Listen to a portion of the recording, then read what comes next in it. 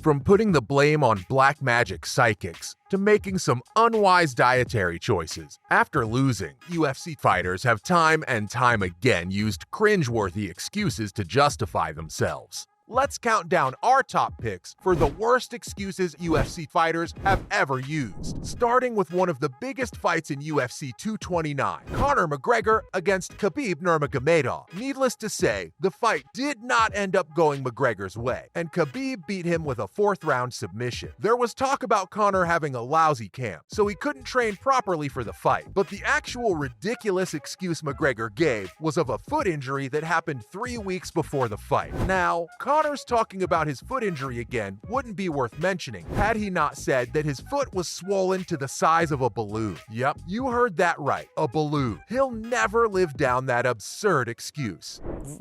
It's hard to put it.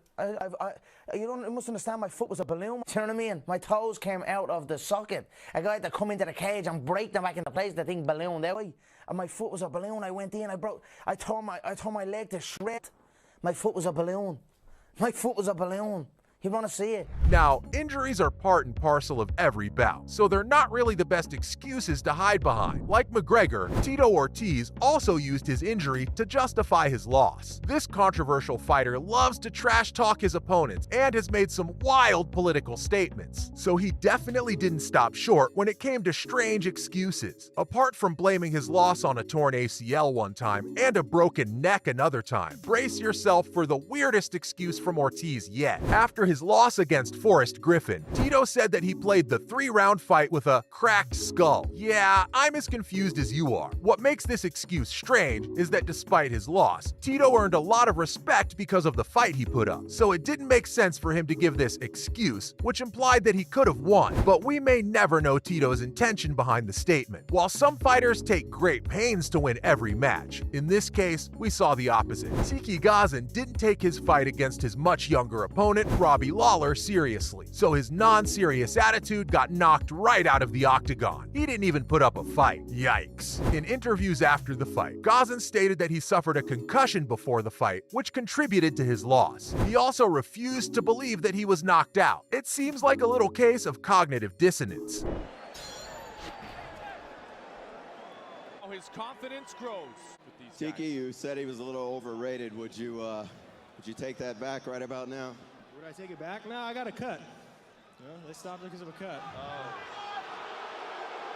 But he isn't the only fighter who wasn't in his full senses. Chris Lieben clearly looked unwell at UFC 125 against Brian Stann. Chris is a formidable fighter, and his loss was surprising to fans as it was the fighter's second in a row. Post-fight, Lieben's coach gave an explanation to the media for his miserable performance. He stated that prior to the match, the UFC fighter was unwell. This is an entirely understandable reason, as Lieben's dedication cannot be questioned. He's pretty legit. Lieben was throwing up and had a high fever even before the match started, which is why he looked so ill. But this reason isn't why he's on this list. At UFC 132, Chris himself admitted that before the match, he had too much candy. And no, not just a bite or two, but enough to make this grown man sick. The fighter, after making the weight cut, decided to indulge in some good old gummy bears. Gummy bears are the last thing that you'd think would cause someone to lose in a fight. I guess he learned from his mistakes, and now we know not to eat gummy bears before a fight. Speaking of consuming food before matches, the fight of Diego Sanchez at UFC 171 against Miles Jury had a lot of expectations from fans to be amazing, but the pair ended up being unevenly matched. It turns out that Sanchez may have contracted salmonella. The fighter tweeted that he'd had quail egg and beef tartare, which caused food poisoning. His reasoning for why he wasn't himself the day of the fight was met with scrutiny by fans for his choice of meal. Can't a man enjoy a fancy meal sometime? But regardless, next time, he won't be eating any more raw meat and eggs from the wrong place. Substances are always a no-go when thinking about any athletic competition, but not for this fight. Paulo Costa drank wine to help himself rest the night before his fight. But this wasn't his brightest idea, since the after effects of alcohol can affect your performance. The UFC 253 fight against Israel Adesanya was highly anticipated, and people wanted to know what the outcome of this match. To the audience's dismay, when the fight started, Paulo seemed disoriented throughout the bout and couldn't engage with his opponent. His disconnectedness from the fight made him lose in a matter of seconds, as Adesanya would use many punches to put Costa out. A few months later, Costa put out a video on his YouTube channel in which he told his subscribers that he was having trouble sleeping the night before the match. He had been having pretty severe leg cramps and only had around 2 hours to sleep, so he drank. It seems like a bad idea. Well, it gets worse. He drank an entire bottle of wine by himself. The alcohol did its job because Paulo ended up being drunk even at his fight. Paulo stated that he didn't want to be dishonest to his fans, and so he was telling the truth about what happened. At least he held up his integrity, right?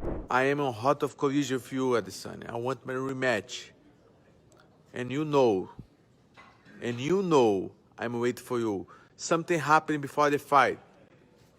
I'm not excused here to my people, my fans, but I will be 100% to fight him and to make him pay. That's my words.